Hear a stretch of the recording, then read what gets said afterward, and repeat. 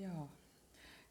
Nyt mennään tuonne Efesolaiskirjeeseen. Siellä on paljon tämmöisiä aarteita. Ajattelin, että katsotaan niitä vähän kun ylistysillassa, rukousillassa ollaan, niin siellä puhutaan paljon ylistyksestä. Ja täällä on aika jännä kohta siinä Efesolaiskirjeen ensimmäisessä luvussa.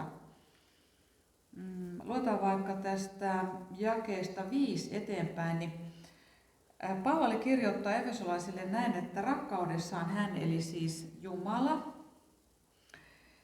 jo edeltä määräsi meidät yhteyteensä omiksi lapsikseen Jeesuksen Kristuksen kautta oman hyvän tahtonsa mukaan. Ja sitten kuunnelkaa, armonsa kirkkauden ylistykseksi. Tämän armon hän on lahjoittanut meille siinä rakastetussa, eli Jeesuksessa ja niin edelleen. Eli Jumala määräsi meidät armonsa kirkkauden ylistykseksi. Eli tässä itse asiassa sanotaan, että me ollaan ylistys. Sinä olet ylistys, minä olen ylistys. Me ollaan ylistys, Jumalan armon kirkkauden ylistys. Eli meissä tulee näkyviin Jumalan armon kirkkaus. Se mitä Jumalan armo kaiken kaikkiaan on ja pitää sisällään, mitä se meidän elämään merkitsee, miten se on meille pelastus, miten se on meille terveys, lunastus, vapahdus, varustus, mitä kaikkea se Jumalan armo on. Se Jumalan armon kirkkaus tulee meissä näkyviin ja meidän kautta se on sitten hänelle ylistys. Ja silloin ihan tietty merkitys, jos katsotaan sieltä 3. luvusta, jakeesta 10, pysytään siellä Efesolaiskirjassa, 3. luvusta jakeesta 10, niin näin Jumalan moninainen viisaus tulee nyt seurakunnan kautta tunnetuksi taivaallisille hallituksille ja valloille.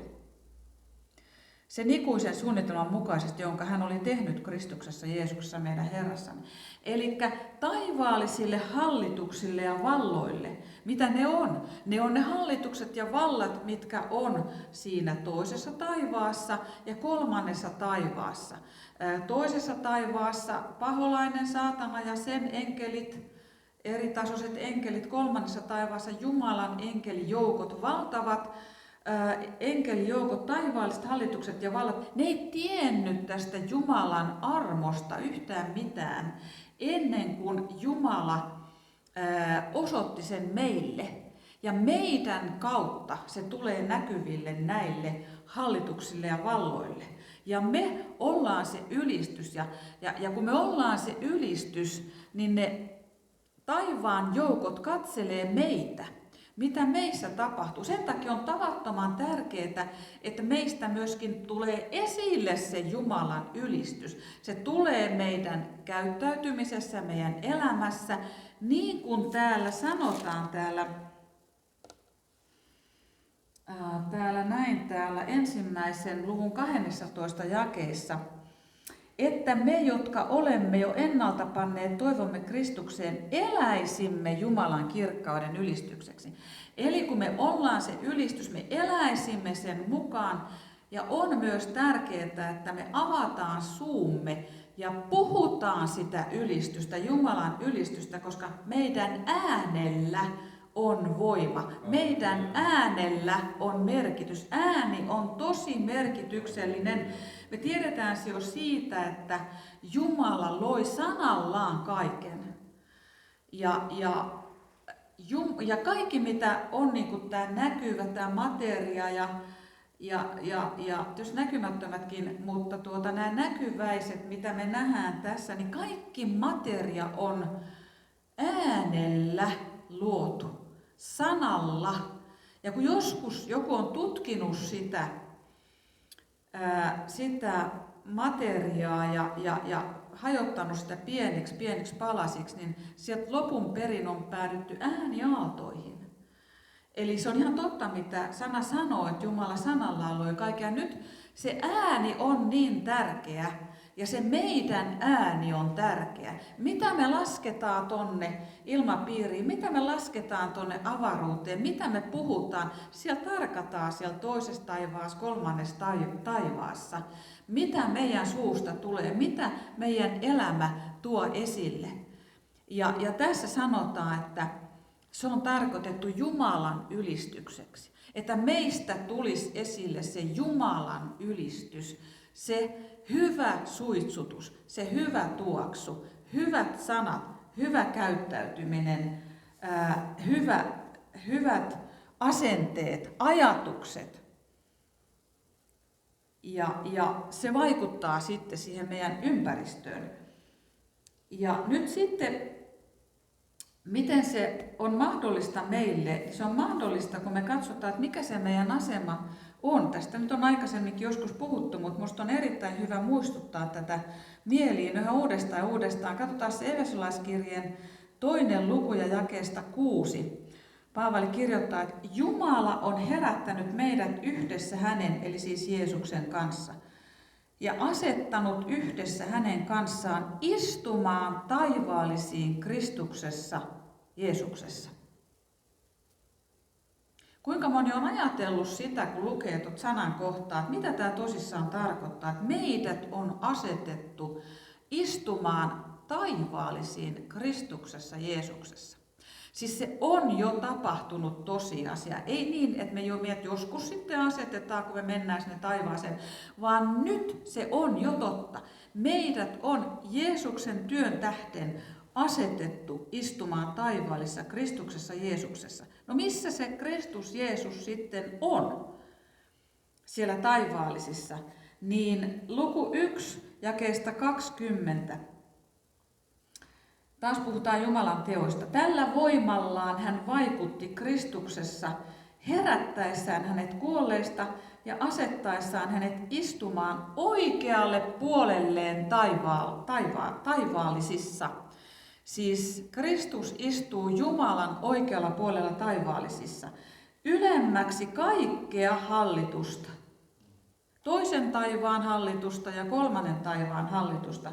Tietysti itse Isä Jumala ylemmäs ei, mutta kaikkea muuta. Ylemmäksi kaikkea hallitusta ja valtaa, voimaa ja herruutta ja jokaista nimeä, joka mainitaan, ei vain tässä maailmanajassa, vaan tulevassa. Eli kuvitellaan nyt tämä tilanne, Jeesus istuu Isän oikealla puolella taivaallisissa, ylempänä kaikkea hallitusta ja valtaa, mikä on tuossa näkymättömässä maailmassa. Ja meidät on asetettu Kristuksessa istumaan sinne myös Isän oikealle puolelle, ylemmäksi kaikkea hallitusta, valtaa, voimaa, herruutta, jokaista nimeä, joka mainitaan, ei tässä ajassa, ei vain tässä ajassa, vaan maailmanajassa, vaan myös tulevassa. Koska kun me ollaan uudesti synnytty, niin me ollaan samaa henkeä Jumalan kanssa. Me ollaan yhtä Jumalan kanssa. Sana sanoo sen, että me ollaan yhtä. Meillä on se sama henki. Kun Pyhä Henki on meissä, niin meissä on Jumalan henki. Ja me ollaan yhtä hänen kanssa ja me istutaan hengellisessä jo siellä taivaallisissa. Ei vaan niin kuin pyritä täältä nousemaan sinne, vaan me ollaan siellä. Ei oman ansion tähden, vaan Jeesuksen sovitustyön tähden. Ja kun me ymmärretään tämä, niin tämä on ihan valtava asia. Se on aivan valtava juttu, mitä Jeesus on meidän puolesta tehnyt. Että hän on todellakin nostanut meidät sieltä paholaisen vallan alta sinne hänen valtakuntaansa, niin kuin kolossalaiskirjassa sanotaan, ja asettanut meidät sinne. Ja se on niin kuin tapahtunut tosiasia, mutta sitten me ollaan niin taipuvaisia ajattelemaan luonnollisesti, luonnollisella mielellä, että me ei välttämättä sitä niin kuin aina saada esille sieltä meidän olemuksesta tätä tosiasiaa, mikä on totta tänäkin päivänä. Se, että me ymmärretään tämä meidän asema ja omistetaan se, niin se edellyttää sitä, että me eletään yliluonnollisesti. Eli meidän täytyy oppia elämään yliluonnollisesti. Me ollaan mielellään, me ajatellaan niin helposti sitä, mitä me nähdään ja kuullaan ja järjellä ymmärretään. Ja kun meidän elämässä tapahtuu asioita, me pyritään ratkomaan niitä, niin me helposti mennään siihen, mitä meidän järki sanoo, mitä me fyysisesti nähdään, mitä me korvilla kuullaan fyysisesti. Ja eletään niin kuin tämän ajallisen tasolla. Ja kun me tehdään näin, niin silloin me rajoitetaan itseämme. Koska Jumalahan alun perin loi meidät rajattomiksi sillä tavalla, että ihminen sai hallita kaikkea, mutta sitten piti tehdä se, että kun tuli se synti, niin ihmisille piti laittaa ne rajat. Ja sen takia me eletään nyt itse asiassa meidän sisällä on valtavat voimavarat, mutta me eletään nyt tässä rajallisessa maailmassa, koska meidät on rajoitettu sen takia, ettei me pystyttäisi syntisinä sitä kaikkea semmoista kurjaa tekemään. Mutta nyt kun me ollaan Jeesuksen verellä lunastetut, niin nyt me taas ollaan tultu pois niistä ajallisista rajoitteista ja yliluonnollisessa todellisuudessa, hengen maailmassa, hengen ruumiissa meillä ei ole sitä rajallisuutta, vaan hengen ruumiissa me uskon kautta voidaan elää yliluonnollisessa. Ja se usko on niin kuin järjen ulkopuolella, koska Jumala ei mahdu meidän järkeen. Jumala on meidän järjen ulkopuolella. Sen takia ihmiset ei ymmärrä Jumalaa, vaikka ne yrittäisi kuinka todistaa, ne sanoo, että ei Jumalaa ole olemassa, kun ne ajattelee järjellä. Ja puuttuu se usko. Mutta kun meillä on se usko Jeesuksessa, niin me ei enää olla sen järjen alaisia näissä uskon asioissa, eikä me olla niiden rajoitteiden alaisia, vaan uskossa, hengen elämässä me liikutaan yliluonnollisessa todellisuudessa. Jeesus eli yliluonnollisessa todellisuudessa. Jos ajattelette Jeesuksen elämää, Jeesushan oli ihminen, hän eli ihmisen elämää täällä maan päällä. Toki hän oli Jumala, mutta hän ei elänyt Jumalan elämää täällä maan päällä, koska hän pani sen pois sen takia, että hän pystyy sovittamaan meidät ihmisenä. Jeesus eli ihmisen elämää, mutta silti Jeesus eli yliluonnollisessa todellisuudessa, koska se oli hänellä siellä hengessä. Ja hän oli hengellä täytetty ja hän vietti aikaa Isän kanssa. Ja Jeesus on meille malli. Jeesus on malli siitä, että mekin elettäisiin siinä yliluonnollisessa todellisuudessa. No, me eletään uskon kautta, mutta ei mikä tahansa usko, ei mikä tahansa usko tai uskottelu ole sellaista, että me voidaan niin ajatella, että kun mä nyt päätän uskoa jotain, niin se tapahtuu. Minä päätän, niin se tapahtuu. Vaan meidän uskon pitää olla linjassa Jumalan ja Jumalan tahdon kanssa. Jumalan lupausten kanssa, hänen sanansa kanssa. Ja kun me tullaan tietämään se Jumalan tahto, esimerkiksi luetaan vaikka sanaa, ja sitten tulee tämä ilmestys, tuleekin se reema, sana sieltä, hetkinen, mä en ole tämmöistä aikaisemmin tajunnutkaan. Me tartutaan siihen ja omistetaan se ja aletaan uskossa toimia sen mukaan. Mutta sitten se, että jos mä vaan luen ja mä päätän, no minäpäs nyt teen tolla tavalla, että kyllä se Jumala siunaa, kun sanotaan, että kaikki mitä te annotte minun nimessäni, niin te saatte sen. Siihen liittyy se edellytys minun nimessäni, siis hänen tahdon mukaan. Mutta me ei aina ajatella sitä, vaan me ajatellaan, että jos tämä nyt on hyvä asia, niin totta kai mä voin anoa, että täällä sanotaan, että Jumala antaa se. Meillä on semmoinen ystävä jo vuosikymmenien takaa, joka on jo vanhempi ihminen, mutta silloin kun hän oli nuori uskova, niin hän kertoi, että kaverin kanssa he meni, hän asui kerrostalossa muistaakseni, he meni kaverin kanssa sinne kerrostalon kellarikerrokseen ja he ajatteli, että kun Jumala tekee ihmeitä ja me saadaan pyytää ja Jumala vastaa, niin he ajatteli sillä tavalla, että he otti sangon ja paperia, että kun me leikellään nämä paperit ja me käsketään niiden muuttua seteleiksi, ne muuttuu. Ja he meni sinne kellarikerrokseen, he leikkeli niitä paperia ja käski niiden muuttua seteleiksi, mutta ne ei muuttunut. Ihme ja kumma, ei niistä tullut seteleitä. Ja nyt sit varmaan niin he sitten sen jälkeen alkoi kasvaa siihen, että ei me voida ihan mitä tahansa päättää, että kun mä päätän, mä sanon, että mä uskon, niin se tapahtuu, vaan mun täytyy saada se Herralta se asia. Herra synnyttää minussa sen uskon ja se asia, sitten mä voin tarttua siihen ja se asia tapahtuu. Herra antaa mulle lupauksen ja mä tartun siihen ja sitten se tapahtuu. Esimerkiksi silloin, kun tämä rakennus tuli ajankohtaiseksi, tuli se tilanne, että Jumala rupesi tuomaan tätä rakennusta meille. Ja tämähän oli nyt tuntunut tietysti siltä, että aika iso juttu. On siinä sitten monenlaista, että näinköhän meistä on siihen ja ei oikein niin kuin usko riitä ja näin. Mutta sitten kun se tuli ajankohtaiseksi, niin Jumala antoi profeettansa kautta meille sanan, niin selvän sanan ja siihen tuli niin voimakas hengen voima, että se voima herätti meidän hengen ja meidän hengessä uskon. Ja sitten me niinku tajuttiin, että hei, nyt se on, tämä on nyt se juttu. Se hänen lähettämänsä sana herätti meidän hengessä uskon. Ja sitten me lähdettiin liikkeelle ja saatiin sitten lisää vahvistusta ja uskallettiin lähteä tämmöiseen isoon asiaan. Mutta tarvittiin siihen Jumalan synnyttämä usko, Jumalan herättämä usko. Selkeys siitä, että se on hänen tahto ja se on hänen tahdon mukaista.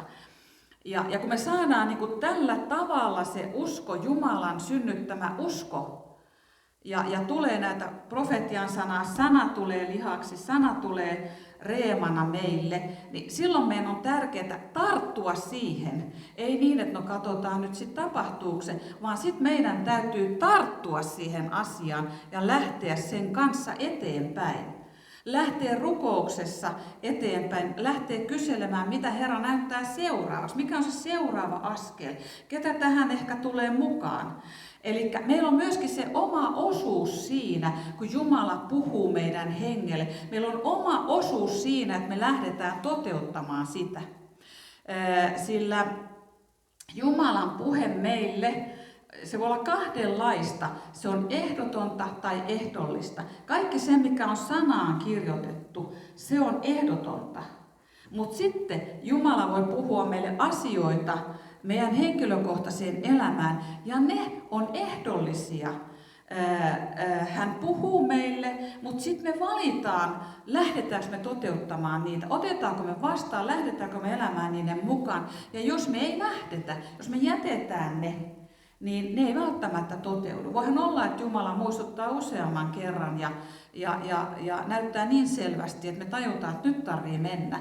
Mutta siinä on myöskin se meidän osuus, että ne ei vaan tipu taivaasta ne asiat, vaan ne tulee sillä tavalla, että me tartutaan niihin asioihin ja me lähdetään viemään niitä eteenpäin.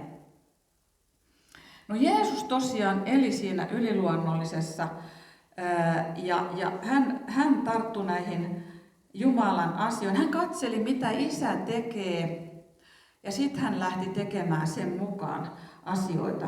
Ja sitten tässä on, kun me luetaan sanaa, saadaan sieltä niitä reemasanoja, saadaan niitä ilmestyksiä. Me tarvitaan niitä ilmestyksiä, mitkä tekee sanan eläväksi, mutta ei ainoastaan niin, että me saadaan silloin tällöin ilmestyksiä. Me voidaan saada ilmestyksen henki, niin kuin Paavali tässä rukoili Efesolaisten puolesta näin, että minä rukoilen, että meidän Herramme, Jeesuksen Kristuksen Jumala, kirkkauden Isä, antaisi teille viisauden ja ilmestyksen hengen hänen tuntemisessaan ja valaisisi teidän sydämenne silmät, siis tulee sinne se ilmestys, jotta tietäisitte, mikä on se toivo, johon hän on teidät kutsunut. Miten suuri on hänen perintönsä kirkkaus hänen pyhissään, ja miten äärettömän suuri on hänen voimansa meitä kohtaan, jotka uskomme hänen väkevän voimansa vaikutuksen mukaan. Eli Paavali rukoili efesolaisten puolesta, uskovien ihmisten puolesta, että he saisivat, Jumala antaisi sen ilmestyksen hengen ja valaisi sinne sydämen silmät. Ja me tarvitaan tätä ilmestyksen henkeä. Me tarvitaan sitä, että Jumala valaisee meidän sydämen silmät, että me saadaan niitä oivalluksia, ymmärryksiä hänen tuntemisessa, hänen voimansa tuntemisessa, kaiken sen ymmärtämisessä, mitä hän on meille lahjoittanut, mitä hän on varannut ja mitä hän on valmistanut. Ja kun me saadaan se ilmestys ja ymmärrys, niin silloin me voidaan myöskin vaeltaa siinä. Ja silloin me vaelletaan yliluonnollisessa, me vaelletaan ilmestyksessä, me vaelletaan yliluonnollisessa, me katsellaan asioita taivaallisesta käsin. Monet uskovat elää sillä tavalla maallisesta käsin, että katselee niin kuin tätä näkyvää ja käyttää kyllä Jeesuksen nimen auktoriteettia, koska Jeesus on antanut meille hänen nimensä auktoriteetiksi, niin me saadaan Jeesuksen nimessä, kun me häntä seurataan, niin me saadaan tehdä asioita. Mutta he taistelee sillä tavalla, että täältä ajallisesta käsin, että Jeesuksen nimessä. Ja sitten kun katsellaan sitä, mitä me nähdään fyysisin silmiä, meistä näyttää, että no eipäs se nyt oikein toteudu, niin se helposti meitä masentaa ja väsyttää, että mikäs tässä on, ettei tämä Jeesuksen nimi toimi. Vaikka Jeesuksen nimi on väkevä ja voimallinen, ja aletaan uupua ja katsotaan, että no ei ole vielä tuloksia tullut, ja no koitetaan vähän lisää, ja ei vieläkään näy, että mikäs tässä on. Mutta kun meidän pitäisi taistella paitsi auktoriteetilla, niin myöskin asemasta käsin. Eli meidän pitää ymmärtää, että meillä on auktoriteetti, mutta myöskin se meidän asema. Ja kun me ymmärretään se asema, että se asema on tuolla näiden valtojen voimien yläpuolella, ja me käytetään tätä Jeesuksen nimen auktoriteettia siinä asemassa, missä me ollaan Kristuksessa, niin me ei enää katsota sitä, että miltä nämä asiat nyt ajallisesti näyttää, vaan me katsotaan sitä, että miltä ne näyttää uskossa, mitä me näemme uskossa. Ei se välttämättä tällä tunnilla tapahdu, mutta se voi tapahtua huomenna tai ylihuomenna. Mutta kun näkymättömässä ei ole aikaa, niin me nähdään yliluonnollisessa taivaallisessa uskossa jo niitä asioita, joiden puolesta me taistellaan, joissa me mennään eteenpäin. Ja sen takia on tärkeää omistaa se asema, että me voidaan katsella riittävän kauas. Ja me voidaan pitää se katse siellä ylhäällä. Ja me voidaan pitää kiinni siitä, että me ollaan jo voittajia ja ne vastaukset tulee, eikä meidän tarvitse katsoa, että näkyykö ne tänään vai huomenna. Ei ole väliä sillä, miltä se nyt näyttää, mutta se on tulossa ja se tulee. Ja silloin me vahvistutaan siinä uskossa ja me pystytään ottamaan vastaan ja meidän uskoon vastataan. Ne tulee ne asiat sieltä.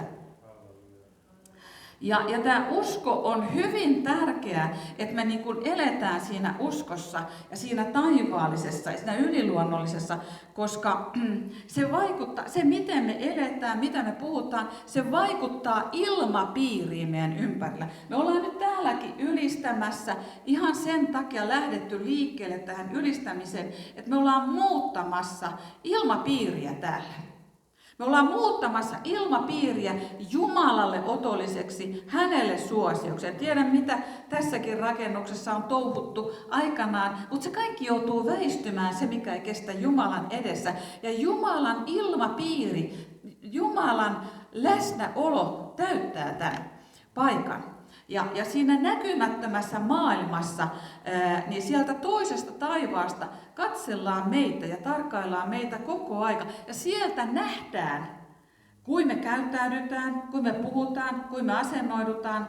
Ja jos meistä lähtee semmoinen niin kuin paha haju, epäusko, niin ne hyökkää ne heti sieltä ne saatanan kätyrit niin kuin kiusaamaan ja vaikuttamaan ja täyttämään ilmapiiriä. Mutta jos meistä lähteekin se ylistys Jumalalle, jos meistä lähtee se hyvä tuoksu, niin ne väistyy ne saatanan kätyrit. Ne ei tule tänne, vaan Jumalan enkelit, Jumalan läsnäolo täyttää tämän ilmapiirin. Ja ilmapiiri on tosi tärkeä jos me odotetaan, että Jumalan sana toteutuu ja Jumalan ihmeitä alkaa tapahtua, niin ilmapiiri on tärkeä, jota ihmeet pääsee tapahtumaan.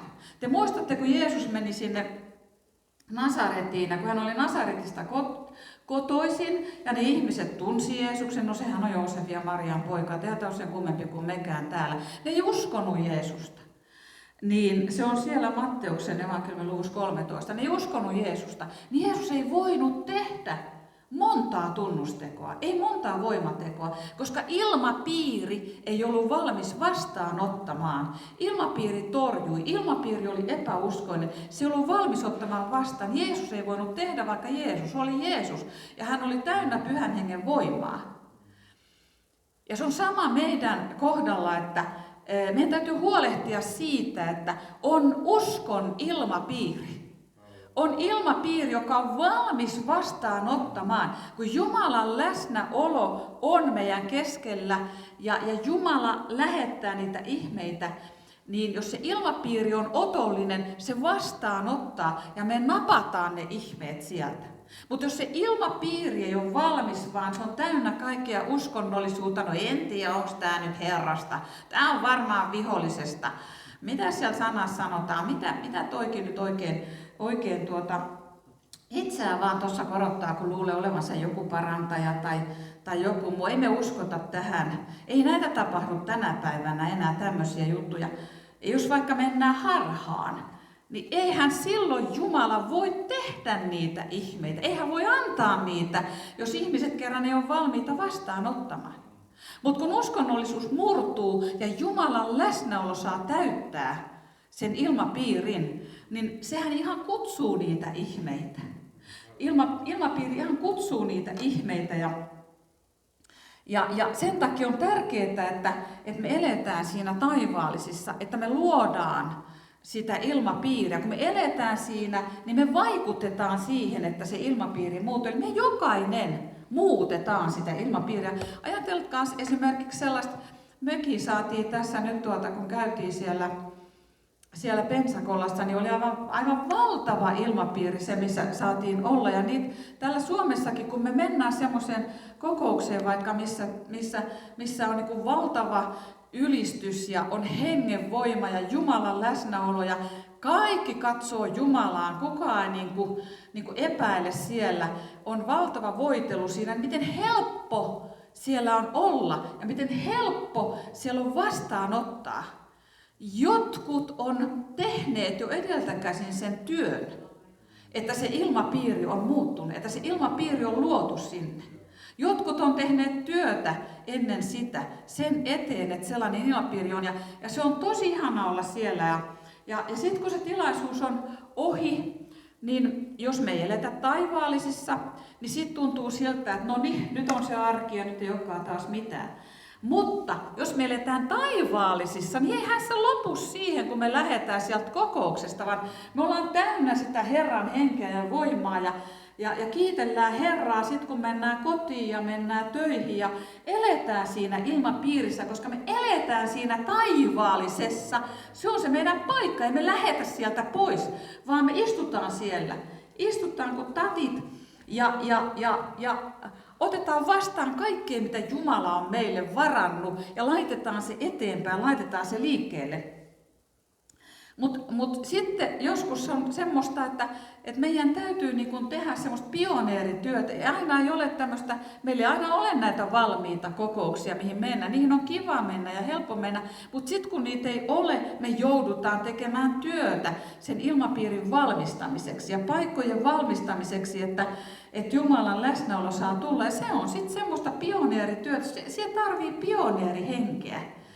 Jos ei ole pioneerihenkeä, niin tuntuu, että no mitäs mä täällä teen, että eihän täällä ole mitään. Sen sijaan, että meillä täytyy olla se henki, mihin Jumala on minkä Jumala on meille antanut ja lähteä sen kanssa liikkeelle, että ei täällä ole, mutta tämä muuttuu ja tänne tulee, koska se muuttuu. Se on se meidän tehtävä, että me muutetaan ilmapiiriä, me muutetaan eri paikoissa, minne tahansa me mennään. Jos mennään johonkin kokoukseen, jonnekin seurakuntaan ja voi miten täällä on tylsää ja ei tunnu, että henki nousisi. yhtään tuonne kattoonkaan asti, niin meidän ei pidä lähteä pois sieltä ja eikä ruveta motkottamaan, vaan päinvastoin me aletaan rukoilemaan. Herra, tule sinä ja muuta sinä tämä ilmapiiri.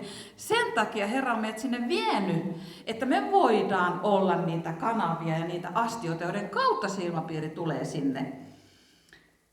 No sitten tähän taivaallisessa elämiseen kuuluu vielä toinen asia, mikä on meille niin kuin ehkä aika vaikea, ainakin itselle ja meille kaikille. Aika vaikea, että kun Raamattu sanoo täällä, tai Efesolaiskirja sanoo täällä luvussa 6, että meillä on taistelu verta eikä lihaa vastaan, vaan hallituksia ja henkivaltoja vastaan, tässä pimeydessä hallitsevia maailmanvaltioita, taivaan avaruuden pahoja henkiolentoja vastaan, niin me käyttäydymme sillä tavalla, niin kuin meillä olisi taistelu verta ja lihaa vastaan.